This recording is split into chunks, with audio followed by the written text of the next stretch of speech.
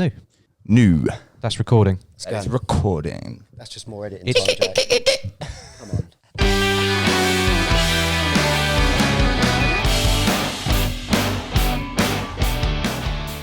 Hello and welcome to one of our podcasts. So today we're going to be showing you a couple of phone calls that we've had with some of our NCS graduates that we've worked with in the past. So we've known these guys for a few years, and they're both currently going for university, and we just thought it'd be good for you guys to hear sort of their perspectives on like their job prospects, how they've been getting on during the coronavirus and lockdown and stuff like that as well. And yeah, how they're sort of... Who we got first? So first off, cheers Adam, we've got a guy called Charlie Luff, and then second of all we've got a girl called Gwen. So these are both people I know that have actually taken part on one of our programs to then graduate in one of our programs. Actually, no, one of the callers was, sorry. The other one did graduate the same program that we provide.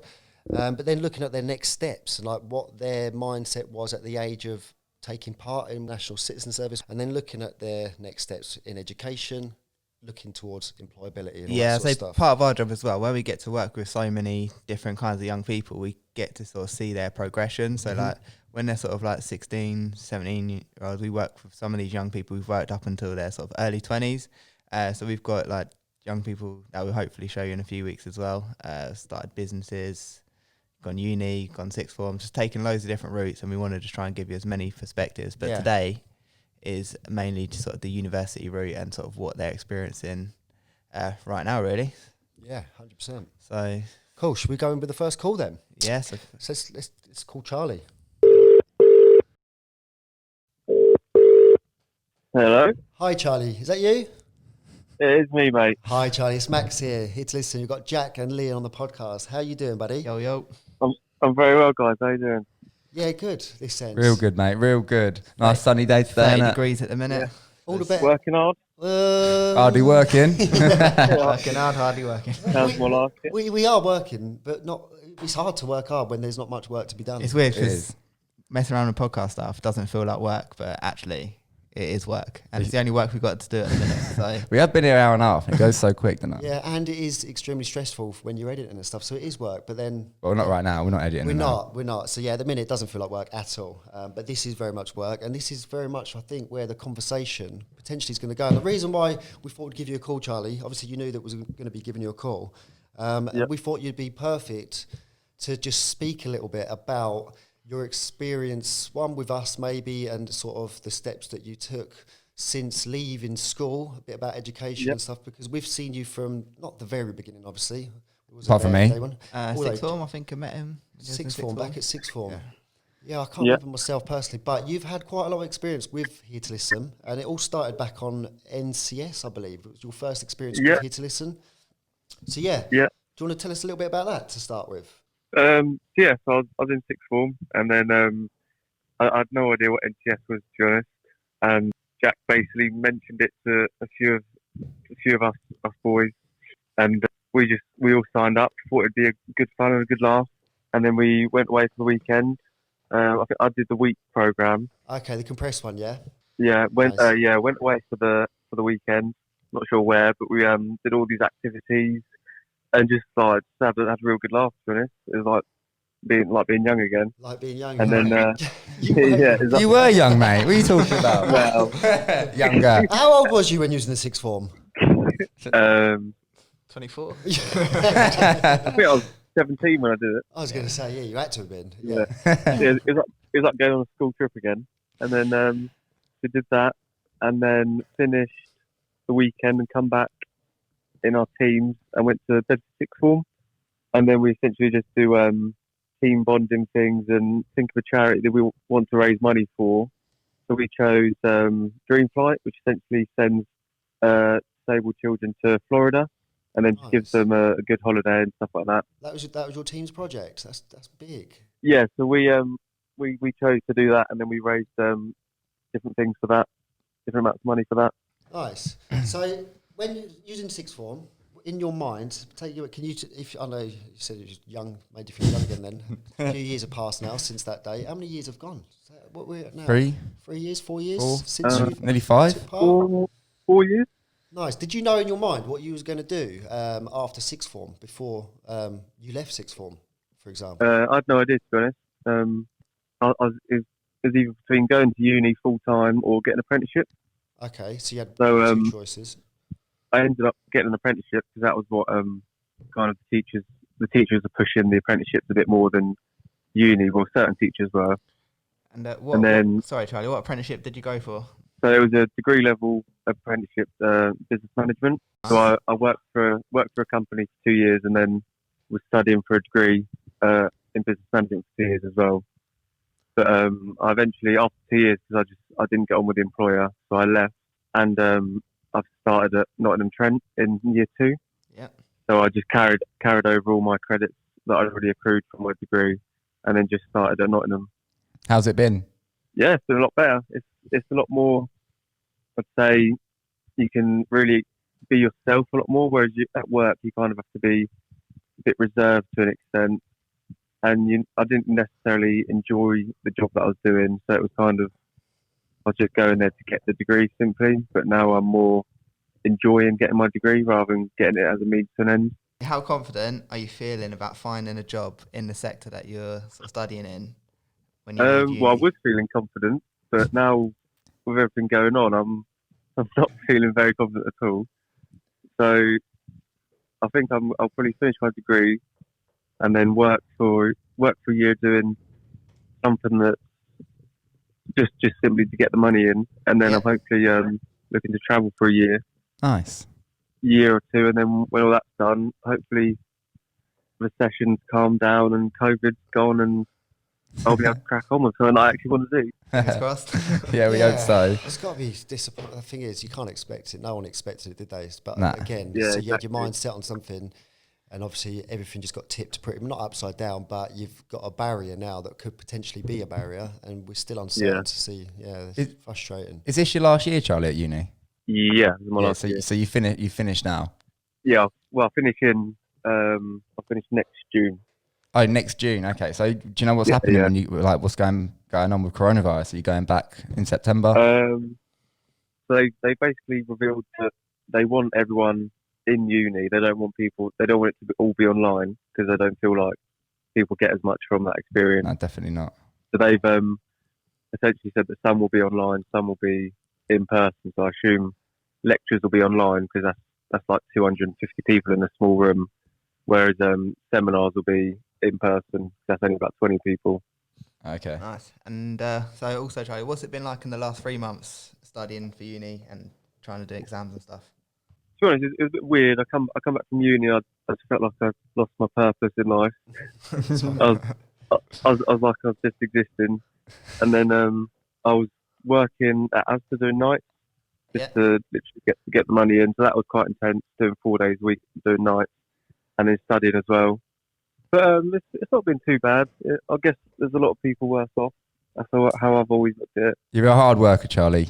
You really are. Fair. That's good. Yeah. That's mad to hear. Like you do night shifts and then you study all day. Like that's a lot to take on. That's got to be. Charlie, I just want to go back just to your youth that you said when you felt young and you're in that sixth form state and you've done NCS. So the next steps after that? Did you have a break? Did you jump straight into uni? Like I know you said that you had a couple of options. The apprenticeship wasn't it the first one? How many years did you stick with that? Did you say a year and then jump? Well, so I finished sixth form and then literally went into the apprenticeship straight after. So you got back after that NCS experience. We only had the compressed one, didn't you? Come back from that. Well, I did it. It did it in October. October. It was October compressed. I think I did it in. I did it in February. second year sixth form. I know the October one. October. Oh, we done the October one. Oh no, it You all definitely did was. together, it's like 30 of you. Yeah, and then we done team assistant in the next one. So I think I did it in. Must have been second year because you'd already left. So when was it you decided you wanted to come work as a team assistant, team leader? Well, when I did it as a young person in first year, and then worked as a team assistant in second year. I just enjoyed the whole kind of workplace culture and what everything stood for. For someone that really likes and enjoys hard work, you obviously see how hard it was to take part and sort of work with that amount of people and sort of take on those challenges day to day. So is that something that inspired you to get involved? I saw how rewarding it was for certain people, like the people we had in my team that just completely came out of their shell, and someone that I wouldn't necessarily kind of hang around with or be with. I know just who you're get talking to know. about. What was his name, Charlie? I can't remember him. I saw him less than a year ago. It's Alex. I think. Alex, that was his name. Yeah, it was wicked. I remember he had a guy on your team, didn't he? Literally, he didn't speak to many people for like the first 2 days, and then I'm pretty sure it was you and another Charlie and someone else, didn't you? You just sort of like took him under your wing and like brought him into the boys, and it proper built his confidence up, man. And that's the first time that I actually see NCS do something positive for someone. Because for me, my mum was desperately trying to get me on it anyway, and I'm like, nah, I ain't going on that. And then you see the magic happen. That's what they call them yes moments, isn't it? Yes moments. When I first started working and doing these programs, they said you'll see them. They're yes moments, and that sounds like one of those yes moments. And that's something that definitely gets you wanting to get involved and gives you that inspiration to actually go, do you know what? This is good. This is actually doing. Yeah, good. exactly. Like when we started off, he didn't really say anything, and then by the end of the week, he was the one taking the piss out of us. So, Charlie, another question, just sort of leading on like from like NCS and stuff. When you went through like your apprenticeship and everything like that, did you use NCS on your CV? Yeah, I used that. That was quite a big thing. I used it as like when I went to all my interviews, I made sure that I use that for a lot of examples. Because it just shows that you can work with so many different people in different environments, and you can really come out of your shell and try and help other people come out of the shell as well. Nice. Yeah, because we do tell a lot of people that NCS can sort of help you get a job. But we do get quite a lot of stick online saying that NCS actually doesn't help. Like, even if you put it on your CV, they won't even ask about it. But for all the viewers out there that have done NCS and feel like it's not benefiting them, it's all about using it in an interview and relating it to certain questions that they ask. So when they ask you where have you had responsibility or where have you had to use problem solving and all that sort of stuff, leadership, you use NCS to give examples of when you've done that sort of thing. Really good, beneficial. Yeah, nice. That's good. I'm so glad. I'm so glad that you had a good experience. And I think I'd like to say everyone gets that yes experience, that yes moment, but not everyone will see that. And what I say to people a lot of the time is actually you may not experience it firsthand straight away, but actually a few weeks later you might look back at your experience and go, do you know what? I grew as a person. I learned this. I learned that. So that's just nice. So Charlie, one last question. You went to an apprenticeship and then you changed and you've completely gone just to uni now. Is that right? Yeah. Yeah. So anyone out there that's sort of panicking and worrying about one of their options or which one they got to choose, would you sort of tell them to relax a little bit because you can always sort of change down the line, even if you have? Yeah, to be honest, I'd say just personally for me, I wish I took a year out after sixth form because sixth form is very intense. Like you're revising and working hard all the time, and then you don't really get a lot of time to think about what you really want to do. So just take a year out and then have a year to kind of really decide what you want to do, what you're going to enjoy, what you're going to get the most out of. Yeah. And then crack on with one of them. Yeah, I like it, Charlie. Always change from apprenticeship. You can go to university whenever you want, really. Yeah, it's true. That's pretty much it, Charlie. We appreciate you coming on air. You've had amazing experiences with us from start to now. Progressed from a graduate to team assistant, team leader, and obviously you're still interested in getting. We're running the gas soon. You'll be running the gas. I don't know about that, mate. Yeah, come on, get in line.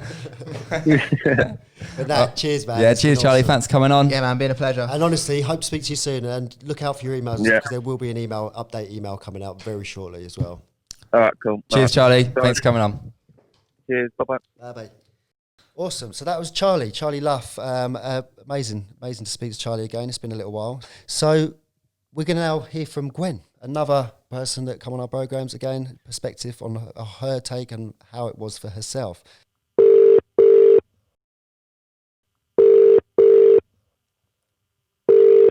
Hello. Hi there, is that Gwen? Yep. Hi Gwen, it's Max calling from Hear2Listen. You are live on the podcast with myself, Leon.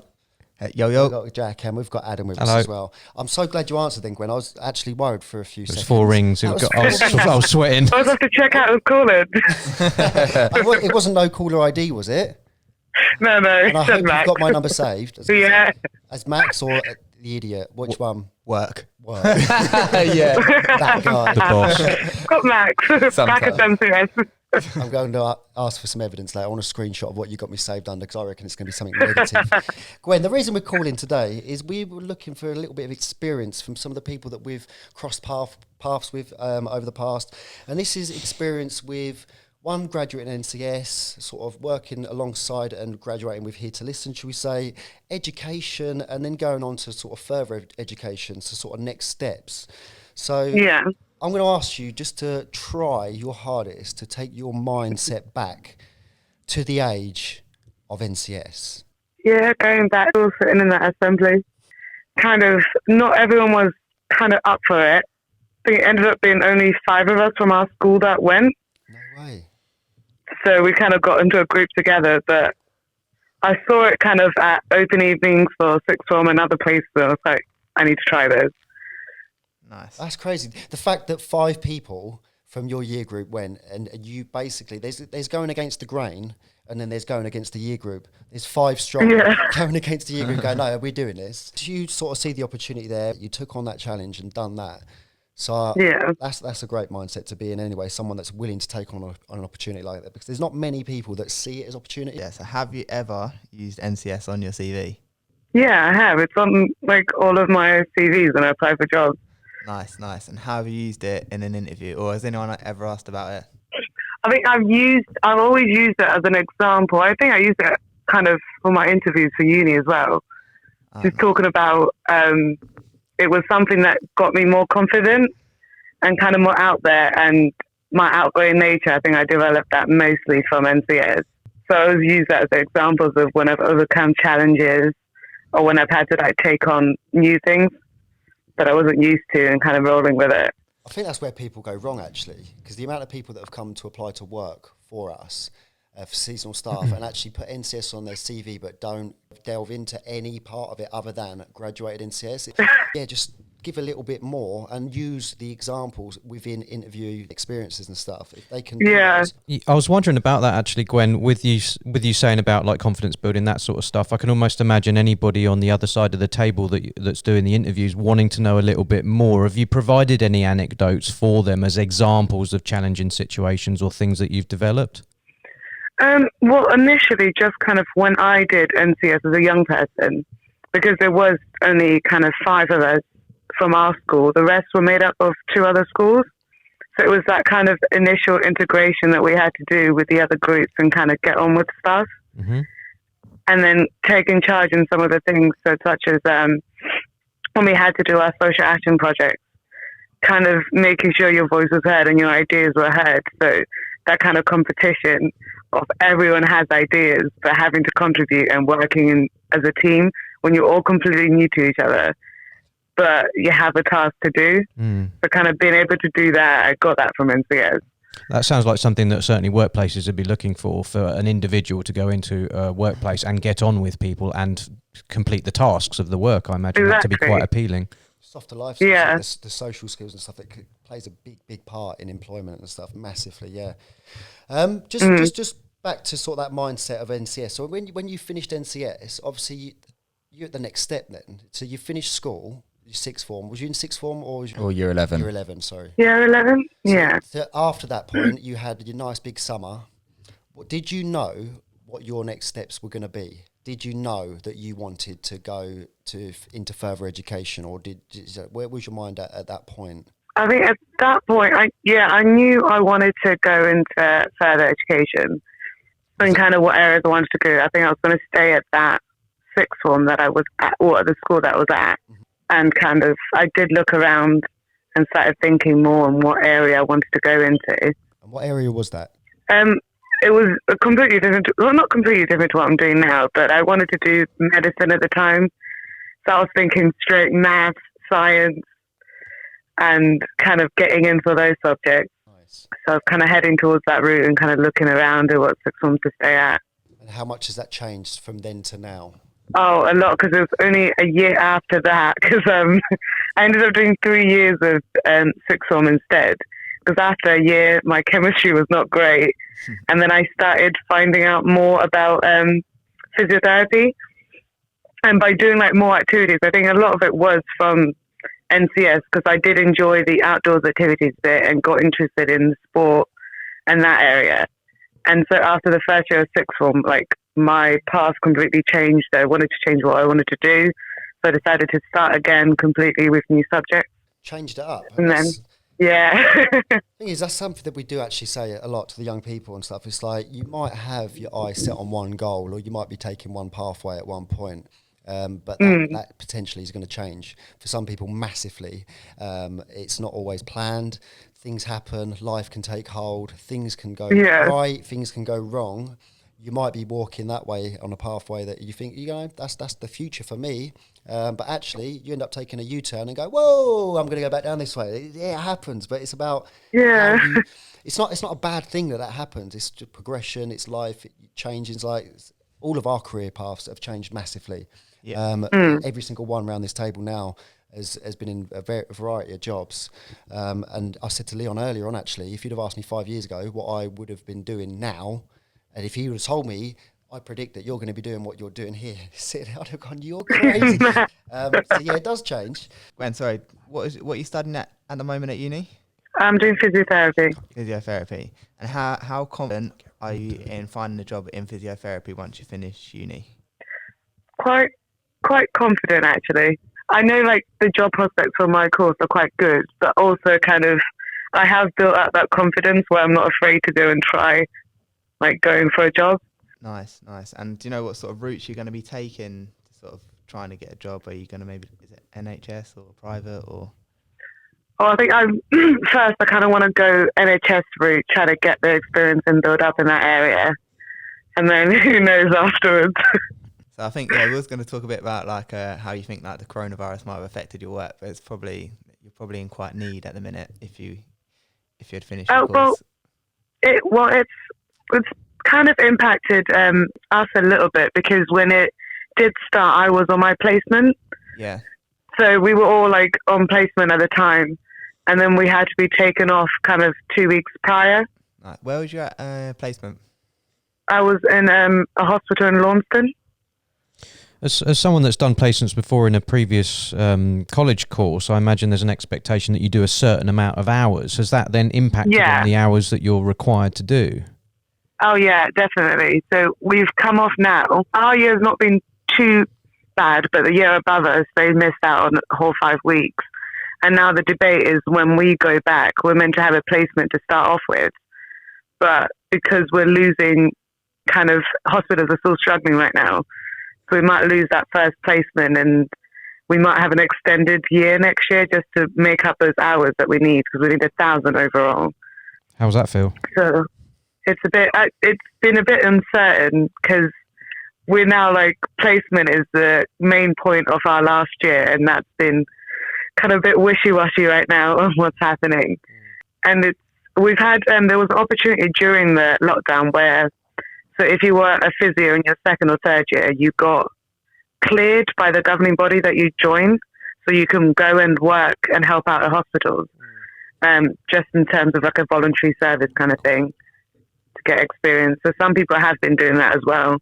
So I get the sense of some of the logistics that are involved in it as well. But as a student, and I don't know how much interaction you have with, say, other students outside of your course, but is there sort of a temperature that you can take among your peers about what's happening with coronavirus, what the future might have? Is there intimidation? Is there fear? What kind of things are going on in your peer groups at the moment? I think a lot has been fear because our course is such a hands-on course, and having to do everything online. Personally for me, I felt so detached from the course I was doing. I didn't feel like I could engage properly with the modules that we were doing.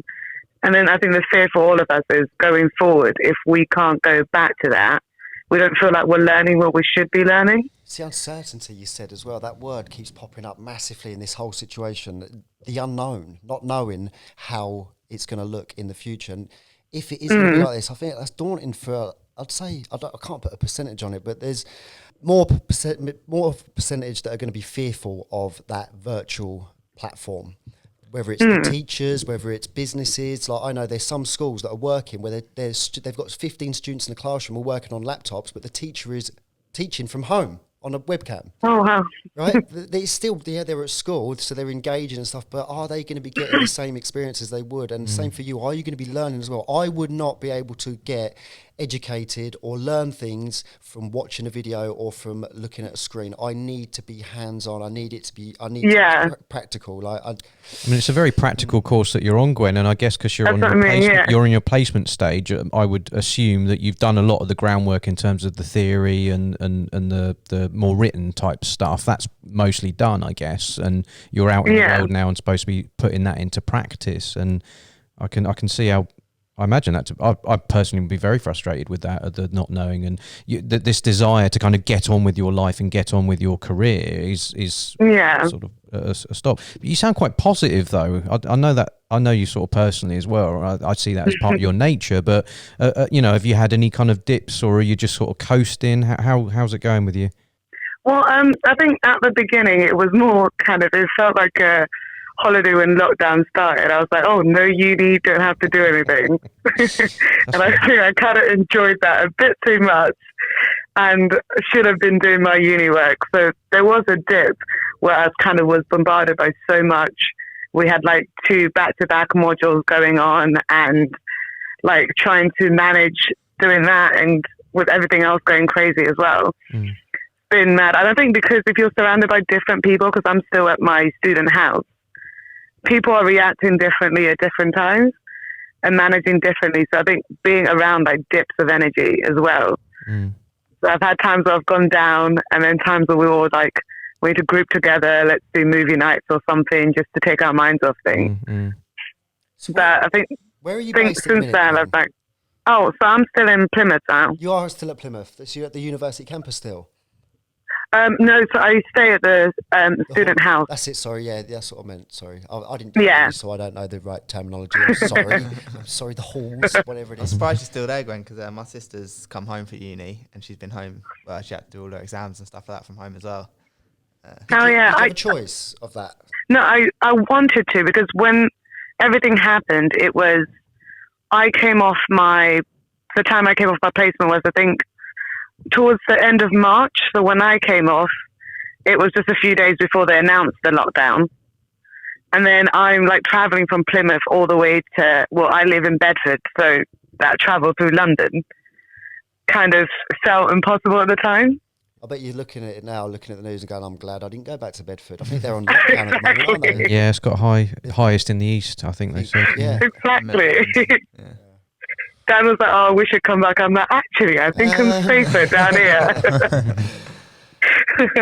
I was interested in what you were saying earlier, Gwen, about that you're quite confident in finding a job. And I think about being in a class, I don't know, maybe 30 people, and there's probably multiple classes. And there's like a sort of conveyor belt of people that want to go into the industry. What do you think sets yourself aside? Why are you so confident that you're going to get a job above, say, all the rest? NCS. It does go back to that, to be honest, because I think a lot of it, because like our group is divided with a lot of people that come into physio or healthcare are people that have had jobs before and they're older, or you get the fresh out of sixth form age, which are just 18 and then kind of gone straight to uni. But I think you can tell in some of the confidence element. So sometimes I struggle with my academic sides when I'm at uni, but when I'm on placement, I do just get into the hang of things.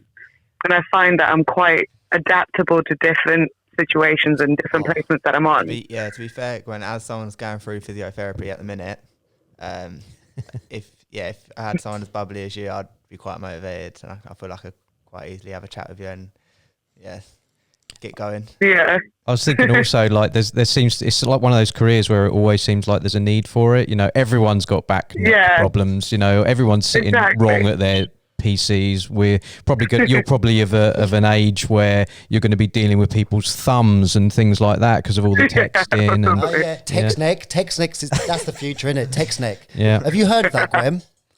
No, I haven't. Google it, because you'll be in front of everybody else. You'll know that it's coming. TextNeck. Everybody's on their phones. If you Google it, it does actually come up and it shows you pictures of the spine and what it's actually doing to the human spine.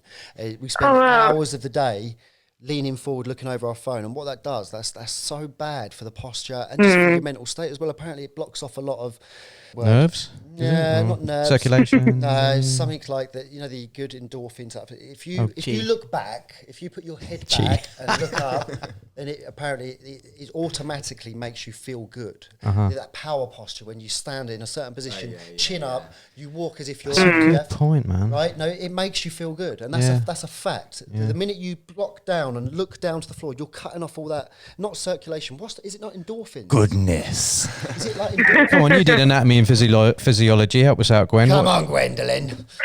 I'm thinking you're messing with your your spinal cord and your nerve endings. Yeah, that'll do. But start researching text neck. Put the message out there, Gwen. Heard it here first. We're gonna stop this because I don't think we're all going to start walking around with our phones up in the air. But that is what we need to be doing in order to keep a proper, a nice physical posture. Good posture, is that the word? Yeah.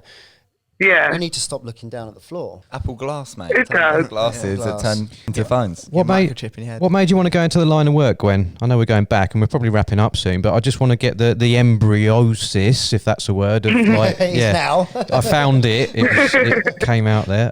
What kind of got you into the idea? Well, I honestly accidentally kind of came across it when I was going through the uni fairs because I was still looking at medicine. But I accidentally came across physio and someone explained to me what it was.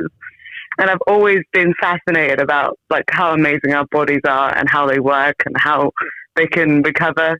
So I think it was that area of it and just being more into kind of sport and outdoor activities and like just doing a lot of things that like spiked my interest up more into that area. And it strikes me as quite a solution-focused career as well. There's people coming to you and you'll be able to problem solve and then hopefully get them to the end. And I relate to that hugely. I did for sports therapy when I was younger as well. I had the same fascination with the body. I've kind of gone a sort of body and mind type career, I would say. I've got like the best of both worlds there. But it is fascinating how the body works and actually how, I would say easily it can break, but if we're looking at sort of posture for an example, like the sustained amount of poor posture, what kind of problems that causes, and I'm sitting here talking to you now with like a backache, so and I wouldn't be surprised it's very computer related / I mean it dawned on me the amount of time that I spent sitting down. I used to kind of work sitting down and then I'd stand up and get in my car and drive home 45 minutes sitting down, then I'd have me dinner and then I'd sit down. There's so much sitting down that I think like I say that like there's always going to be a market for you. Can you imagine if you didn't sit down when you was driving and you didn't sit down when you was eating? How weird that would be. I'd have neck ache. It's true. Leg ache. Yeah, after that. We can't win. But no, this has been awesome having a catch up, Gwen. Obviously, at this point, you'd actually be working for us now. I think we've missed a lot of this out. Actually, the people that we've had on for these conversations, these are people like yourself that have graduated NCS. You didn't graduate NCS with us, but you did come back and work for a seasonal staff. It's been what? For at least 3 to 4 years. You've been 4 years. Is that right? Yeah, I think so, yeah. All right. If I'm wrong, just don't make it known that I'm wrong. Just pretend that I'm right. Yes, that was right. Edit. Awesome. But no, so we've had a lot of connection with yourself, and you would have been working for us this year again, which, is still updates apparently come in and all this sort of stuff, but we just don't know. That uncertainty word. Come in this Thursday. This Thursday. Yeah. Getting updates. Heard that a few times. But things can change, and I think we've all become aware of that actually may have some sort of structure at the moment. We don't actually know what the future is going to look like. It's not going to be the usual norm. There's going to be a new normal, and it's going to have impacts on sort of most pathways, I think, whether it's education, employment. But yeah, thank you very much, Gwen, for spending some time chatting with us today. No doubt we'll be speaking to you again in the near future, and if you do want to get back on, I'm sure we can arrange that at some point. But I think, is that it, lads? That's the one. I'm going to wrap that up. Yeah. Awesome. Cheers, Gwen. Peace out. Gwen, Lovely. speak to you soon. Thank you. Speak to you guys soon. Take care. Bye. Bye. So here we have two perspectives from Charlie and Gwen. They both ended up going to uni, but obviously took different routes to get there. Either one's fine. There is no right or wrong, is there? That's it. There is no right or wrong. That's absolutely fine, Max. Yeah, and I think like one of the hopes that we've got, I think we mentioned this earlier about getting various young people that we previously worked with and checking in with them really, and just so how's it going? What sort of stuff have you used from some of our interventions to advance your own careers as well? Yeah, that'd be great. Like we said earlier in the conversation, we do really work with like loads of different types of young people that are doing loads of different things, and we've heard some really good stories, and hopefully we can help them share with you guys, give you guys a bit more inspiration of what you want to do, and maybe some routes on how to do it as well. Yeah, and one of the ways you can get in contact with us as well is on the Hear to Listen website. We've got a contact sheet on there, like you normally find on many websites. So Hear to Listen, so HEAR2LISTEN.org.uk, and the lazy among you, if you just do Hear to Listen beds, you'll probably get us as well. So yeah, and find the contact sheet on there under contact. Cool. So this is definitely going to be first of many, isn't it? I think so. This next steps is going to be one that's going to keep coming back, and especially if you guys engage and tell us about your experience, because just sitting around this table now, every single one of us had a different approach when it come to leaving school, for example, and we could get into that on the next podcast. Yeah. It's completely different, and we know from the thousands and thousands of young people that we've worked with, it's going to be so different for all of you. Some of you have left school early. Some of you would have gone into sixth form. Some of you may have stayed on at sixth form for even longer than the initial year. College, you've got college. Some people would have started their own businesses before they even left school. So if you are willing to share and want to inspire and just express and tell your story, follow the details that Adam just mentioned, and get in touch with us, because we'd love to get you on for a conversation. Great, cool. Cool. Thanks for listening. See you next time.